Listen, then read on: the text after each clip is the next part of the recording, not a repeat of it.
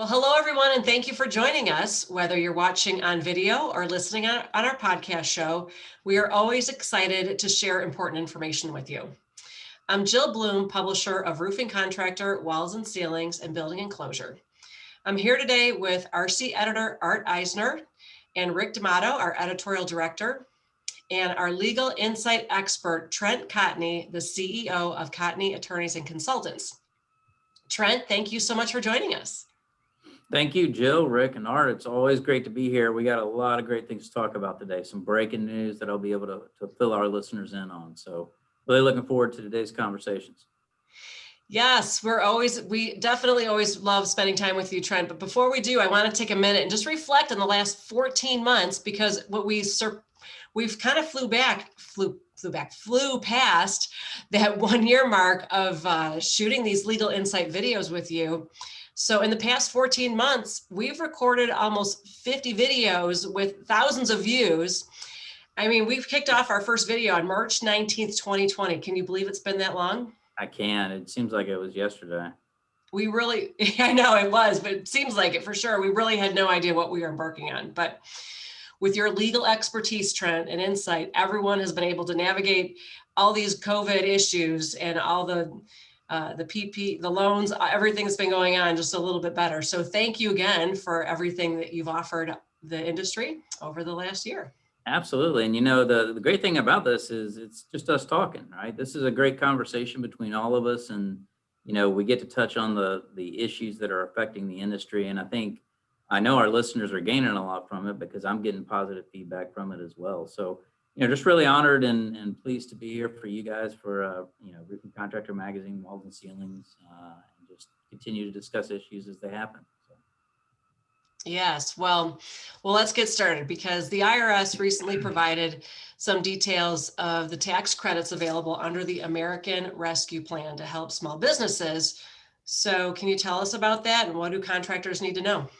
Sure. So it was very interesting because when this stimulus act came out, under the Biden administration, there were a lot of things in there that ended up being beneficial for the construction industry, but nothing that really had that punch like, the past stimulus plan. So what you have to kind of do is parse through it and figure out what are the good things and what are the bad things. So some of the good stuff is, from a tax standpoint, you can obtain additional tax credits or COVID-19 time off for your employees, and they extended that through September 30th of 2021. So that's a good thing, because a lot of times you still have employees that are taking time off, whether it's because they have COVID-19 or they're getting tested or whatever it might be. So it is possible that you might be able to receive tax credits as a result of that. What's really interesting is when you start thinking about kind of where we're moving and where we're going in this world of vaccines, how that kind of interplays with, some of the things that are coming up. So, overall, the American Rescue Plan Act, there was a lot of money spent on it, a lot of, distributions and other things that came out through that. But if you really start reading the fine print, there are a lot of benefits. And look, I don't care if it's money or tax credit, either way, it's money, right? So that was my take on it. I think it's a good thing for employers. Trent, I'm glad you mentioned that. Specifically regarding the vaccines, there was a clause in there related to vaccinations and paid leave. So does that mean also that there's an opportunity for the contractors that do want those vaccinations, their employers can get a break specifically on that, in addition to actually having COVID symptoms or having having the disease? Yeah, absolutely. So what was interesting, Art, is the COVID-19 related vaccinations. Not only can you potentially obtain tax credits for getting those vaccines, but when you start thinking about tying it in with a voluntary incentive plan, it's possible that you can offer paid time off, but then still be able to get tax credits on the back end. Obviously, talk to your tax professionals. And it's interesting, on the subject of vaccinations, just today, literally just a couple hours ago, the CDC came out with revised guidance on vaccinations. Okay, some big news that I want to pass on to the listeners. Okay, Here are just a handful of things. Again, this is hot off the presses. I could still feel the heat coming off the printer right here. Fully vaccinated people no longer have to wear a mask outdoors, according to the CDC, okay? Except if there are certain crowded settings or venues that are set by private individuals, right? Clarification that fully vaccinated workers no longer need to be restricted from work if they've been exposed, provided they're asymptomatic, okay? So that's a big thing, okay? There's some specific stuff with regard to non-healthcare congregate settings and quarantines, but basically, if I had to cut through it, a lot of the restrictions that you would normally see are starting to disappear for those that are vaccinated. I had a very interesting question today. Question came from a contractor, and it said, if I have all of my employees vaccinated, do I still need to wear masks? You know, what's the guidance on that? Well, the answer is no, you don't. I mean, what the CDC says is if you've got proof of vaccination from every single employee that works in an office, and assuming that they got the second dose, if it's, you know, Pfizer or Moderna, or the first dose from Johnson & Johnson, and at least 2 weeks have passed from that, you're good to go, okay? So this is what I want the listeners to pay attention to. This has been a moving, you know, ball from the time this thing has started. We talked about the 45, 50 videos that we've done. There's been probably that many CDC changes in the time that we've done it. So one of the things that you can expect is you're going to see more and more benefits coming out of being vaccinated. Okay, less and less restrictions, more and more benefits, regardless of whether it's travel, whether it's in the workplace. And, you know, it's going to be the kind of thing where if you're not getting vaccinated, you're going to be in a bad position because you're probably still going to have to wear masks. You're still going to have to do a lot of these other things that need to be done. So very interesting guidance. This is kind of what we've been talking about for a few months now. I expect to anticipate that as we move forward, we're going to anticipate seeing this.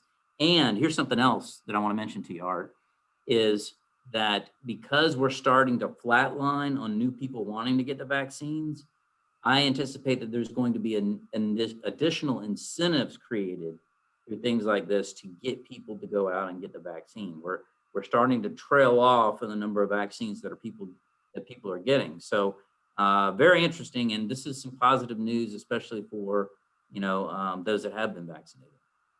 Well, a lot to unpack there, Trent. I think first off, do you think that these incentives will work and get more people, particularly contractors who we've reported have from the onset looked a little reluctant toward vaccination? Yeah, you know, and look, it's a complex topic. I get that, you know, and I understand there's politics, there's personal feelings. You know, we talked about some people may have, you know, religious or medical reasons why not to, and I understand all that. For me personally, I looked at it from the standpoint of I've got to get on the road again, right? And, you know, I will take all the precautions necessary, but if I'm in a crowded place or a venue or an airplane or out eating dinner, I don't want you to have to think about it, right? And right now it pops in my head every single time, even if I don't want it to. If I'm sitting in a restaurant or, you know, a contractor goes to shake my hand, I'm immediately thinking COVID, you know. But tomorrow I'll have my second shot, and then after that hesitancy kind of goes away, right? So that was my personal thought on it. I do think that these types of incentives, it'll get to a point where I think it's going to I think it will change the minds of some just because of the hassle. And if you can eliminate some of that, but I still think you're going to have a large percentage of the population that is not going to get it, you know. And for me, I just looked at it as, look, I got to get on the road again. I'm just going to get it. That's how I looked at it. So Trent, since this is guidance and not necessarily a mandate or regulation, will this news from the CDC will that supersede places where there are mask mandates in place or stronger restrictions? So it's interesting. There's a lot of states out there that have taken very restrictive measures. Florida doesn't believe in COVID-19. I'm joking, but you know we've been wide open forever. So there are other states that have been incredibly restrictive. I think most of the states are following the CDC guidance. Now, just like with OSHA, there are state plans that can be more restrictive than what the federal standard is. So for some reason, a state or local government believes that there should be additional restrictions in place, regardless of what the guidance is, they can do that. Okay. I think it'll be subject to challenge because ultimately, I think a lot of people are fed up with some of the more restrictive, crowd gathering and mask wearing and those types of things that are out there. But yeah, you will see more of this guidance come out. Absolutely, there's going to be more and more. Guess what? Vaccinated people can do this and that because I think ultimately what they want to do is help push people in that direction. Wow, all right, definitely big news there, Trent. Thank you for sharing. I'm going to turn things over to Rick. Thanks, Trent. Always good to see you. Thanks for being here. I'm here, my man. Thanks to our listeners and viewers for joining us today. You've been pretty active on social media recently, tweeting about the recent news GAF threw out there about their making shingles with post-consumer or post-manufactured goods up 15%. And I'm going to ask you also about, we spoke a few weeks ago about the shingle recycling business and all, so I'm going to set that aside for right this second. But tell me what you think about the GAF news and what does it mean for the industry? So I was really surprised to see it and was very happy that they had taken that initiative. I've worked closely with GAF on a lot of things. Their training academy, their care program does a fantastic job. I've worked with Eric Asuna and Mac and some of those other people over there. Great group. And really what I was excited about was this was a nut that people have been trying to crack for a very long time. Rick, I know you and I've talked about it in previous conversations. And I like the fact that not only did they put $100 million towards it, but I think ultimately it's great to see a leader of the industry really get out ahead of it.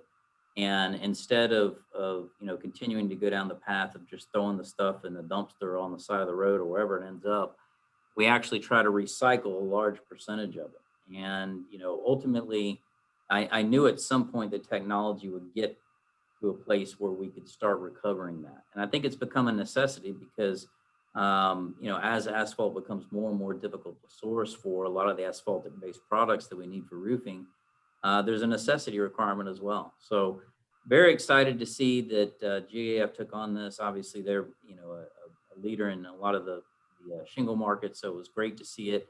And overall, I think it fits perfectly with sort of what my message was now's the time to look at renewable, sustainable energy recycling.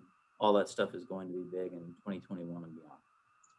Well, obviously, it all ties together. And for shingle recycling, even, it's always been the stopper. There's just no product to do anything with it. So I'm praying that it works out well because it's going to make the difference in an asphalt roofing manufacturing business being sustainable.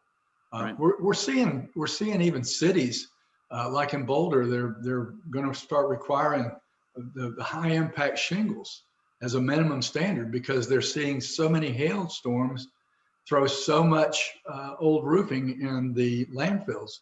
And of course, we had that Shingle Mountain report a few weeks back in Denver and some other cities, Dallas.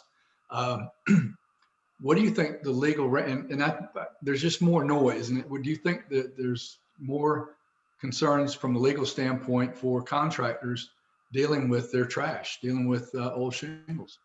Absolutely. And, we represent roofing contractors throughout the U.S. in both state, local, and federal investigations involving dumping roofing related materials inadvertently that contained asbestos in it. And, that is my concern is when you see a mountain of shingles there, is it possible that there's asbestos? And you're always going to end up finding some of this somewhere. And all it takes is a test to really get you in some significant trouble. So the other issue is that as these mountains pile up, and there was one in Dallas in particular that was very, very large. If it's not watered down, if it's not properly maintained, that stuff becomes brittle, stuff gets in the air. It is toxic. You don't want to be breathing that kind of stuff. And it creates just a very, negative impact on the environment, not only from an air quality standpoint, but from, visibility standpoint and the potential other toxins that may leach out. So there is liability there from an environmental standpoint. And I think that as local governments start to really take a look at it, I think you're going to see more and more restrictions on where it can be dumped and the price for it to be dumped. So that will probably be in combination with both federal guidelines that may change.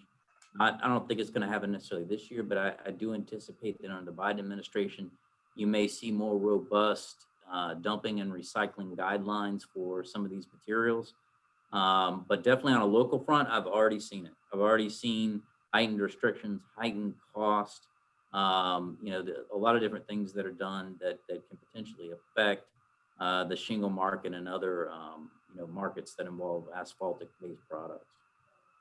And I think that's going to lead into the work that GAF is doing. They're going to do, they know asbestos and they know asphalt and the rest of our products. And they're going to manage that in that recycling process, which that's Absolutely. One of the things that's encouraging to me is that it's going to be somewhat, the process will be somewhat institutionalized.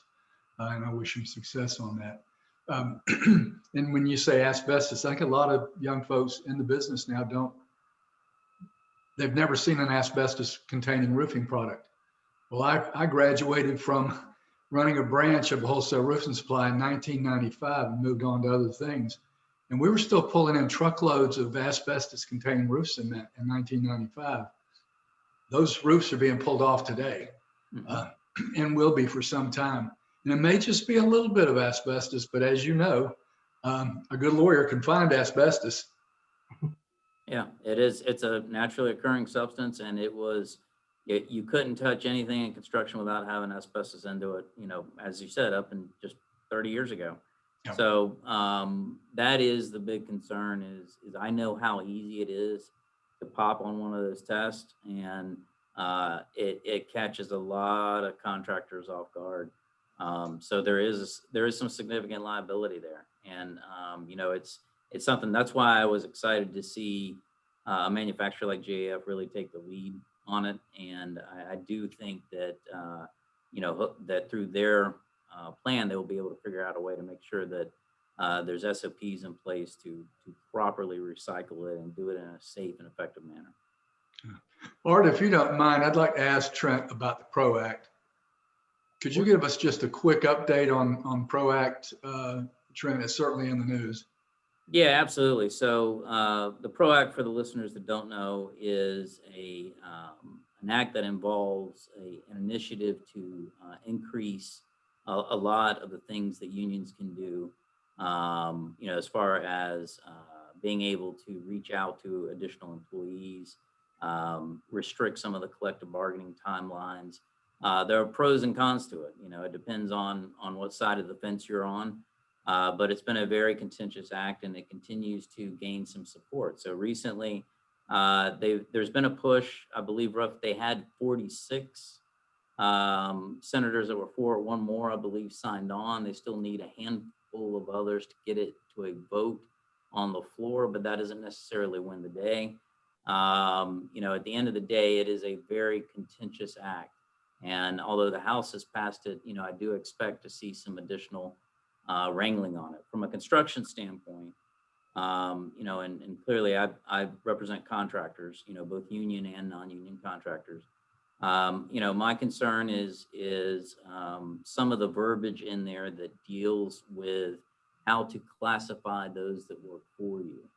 And what's interesting, these acts are never as simple as their catchy slogans. The American Rescue Plan Act, great slogan, but there's 50 different things in there that have nothing to do with the title, right? So with the ProAct, one of the things that concerns me is they are changing how you go about looking at classification of your 1099s and subcontractors. And they are changing the test that you use to determine that. That causes me some concern from a lawyer standpoint, because the test becomes a little bit more restrictive.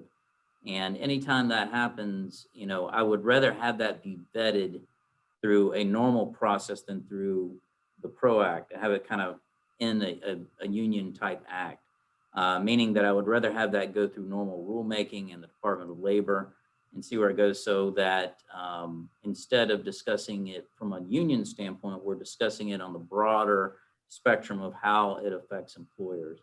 But that's the one component that causes me the most concern, because it is a more restrictive analysis of how you determine if someone is truly independent from you or an employer. Obviously, I could speak on it for at least an hour. It is a very robust conversation.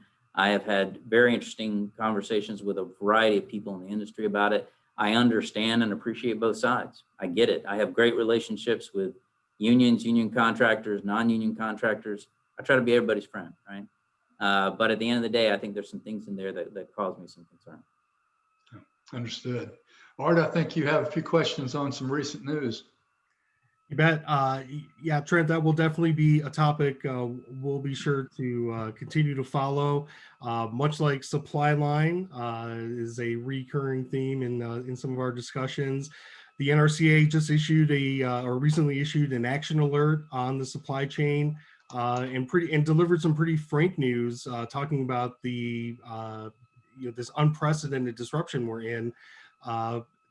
Tell us, your take. What are you hearing, from contractors and the associations too that you're dealing with? Right. We've been signaling this for months. I mean, we've talked about it.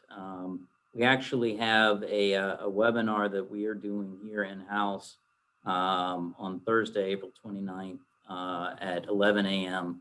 We've got over 300 people signed up for it already. And what we're going to do in that webinar is really talk about everything from price increases, material shortage. John Kenny and I are doing it, so you're going to get both the business and the legal side of it. We have heard, to echo what NRCA has said, we have heard the same thing from manufacturers and suppliers. My concern is that we've already seen a lot of different shortages in key roofing materials. So we've had, everything from plywood to fasteners to plates. ISO and membranes we're seeing backlog on that. Adhesive sealants, a lot of different things that require petroleum that were affected by the Texas refinery shutdowns. But there is a perfect storm coming, and that is the storm season. So the storm season is what really concerns me. And we are like I said, I've said this line a million times. I don't believe in stats. I don't believe in the news. I believe in the phone or the email. I know if contractors are emailing me with concerns, then it's a problem. And I can tell you that the phone and the emails are coming in hot and heavy from contractors all over the United States that are having prices suddenly change on them, notification of price increases by more than 50%, inability to obtain materials for 4-week lead times or more. And it has created a real crisis because demand is strong.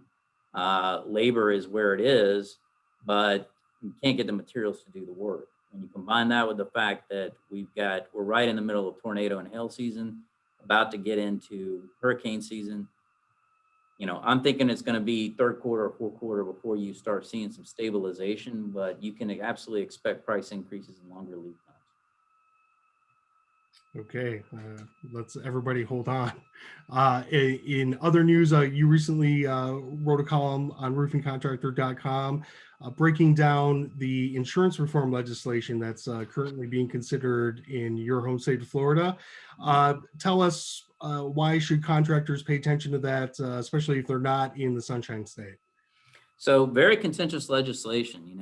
It is, Florida is unlike a lot of other states in that there is heightened regulation here.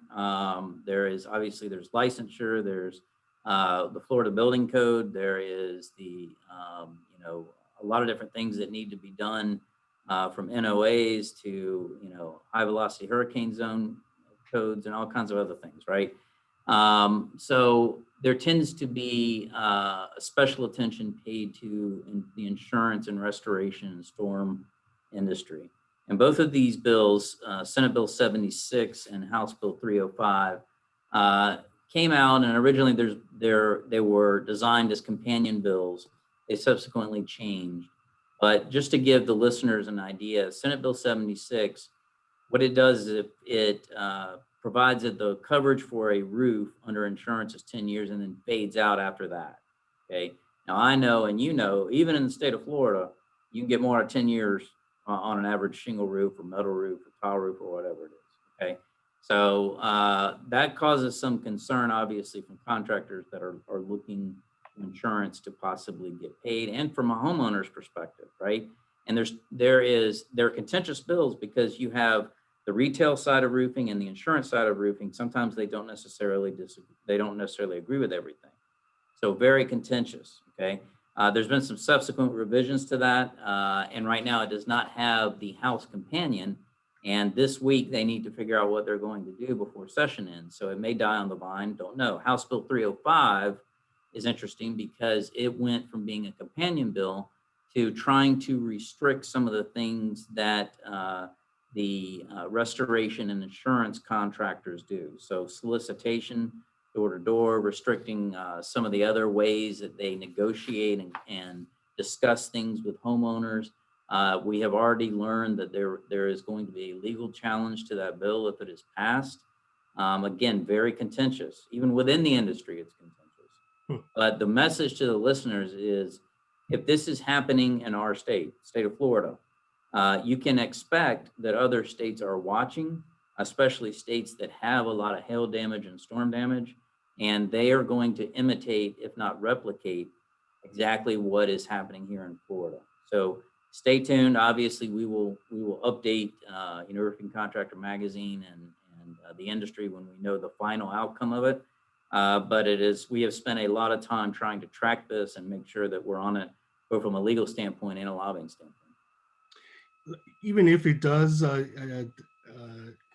die in where it's at in Florida, is there the broader message is that the insurance industry, this is something that they're lobbying for, and this is something that one way or the other they're going to continue to keep pushing for in some, whether successful in Florida or in other states, right? I mean, this will be a battle contractors are going to have to face. Yeah, and it's the kind of thing where you can expect to see it again next year. Okay, and it might have a slightly different iteration on it. There might be a more concerted effort to address some of the issues that they had this year to get it passed next year. You may see policy changes. That may be a way, but I think it's gotten to the point where the insurance industry is definitely looking on how to mitigate losses as a result of storm damage. That is one thing that I know is going to be a top priority. So regardless of whether they do it through legislation, through changes in policy, or through legislation that, Rick mentioned that requires, high impact shingles, things like that, where do you think that came from, right? So they're definitely working on it. It's something that if you are in storm or restoration work, you want to make sure that you're paying attention to it, because it's going to happen here in the next few years, at least here in the state of Florida. All right. Thank you, Trent. Jill, back to you. Yes. Well, Trent, thank you so much again for your time today. It's always great to get the updates and insights right from you. Thank you so much. I feel like I'm just talking to my friends right now. So I enjoy talking to you every other week. And obviously, you guys will hear the news first. If we got anything, we'll get it to you. And we are your friends because we consider you our friend as well. So if anybody has any questions and they want to reach out to Trent, make sure you reach out to cotneycl.com. If you have any questions for us, you can reach us at roofingcontractor.com or wconline.com. And while you're there, make sure you sign up for our free e-magazine, our free e-newsletters, register for our website so you can always stay up to date and get notifications when we post our most recent interviews with Trent. And everybody, please stay safe and healthy, and we look forward to seeing you next time. Hey!